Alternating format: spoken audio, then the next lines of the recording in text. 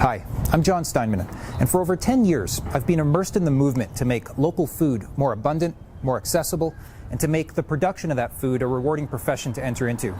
I've mostly been involved in this as a journalist through my radio series and podcast, Deconstructing Dinner, and through my television series of the same name.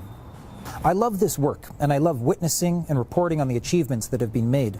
But despite all of the progress that has been made in increasing the availability of local food, of good food, the most popular place where most of us purchase food gets surprisingly little attention: the grocery store. Today, almost all of the food purchased for the home, 94% of it, is purchased at food retailers, mostly grocery stores. And yet, most of these stores are not owned by anyone local, and the products on the shelves are almost always from one of a handful of multinational food manufacturers. Grocery stores are, by most accounts, the most influential force shaping food systems. You can see here how, despite the overwhelming impact the food system has on producers and eaters, that final stage where most food is purchased is forced into a bottleneck where only a handful of companies are in control. In the United States, 4 companies control 60% of grocery sales. In Canada, 5 companies control 80%. Locally, that number is often higher, with 1, 2, maybe 3 chain stores being within reasonable distance to our homes. Grocery stores are really the food system's gatekeepers. So to truly transform our local food supply, to make good food more accessible to more people, grocery stores need to be a part of the conversation. And thankfully, there is a type of grocery store that is already a response to the dominance of the big chains, an alternative to the privatization of the food system.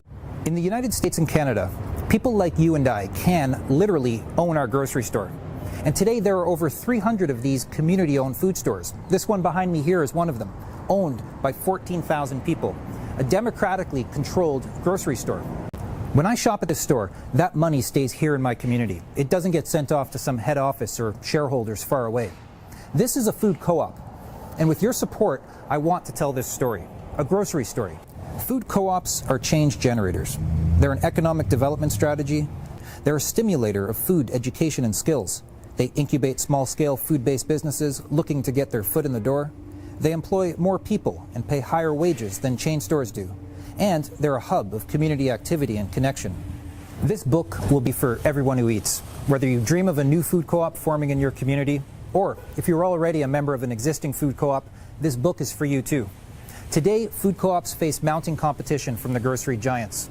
And the future of your co-op depends on this story, our story, being told.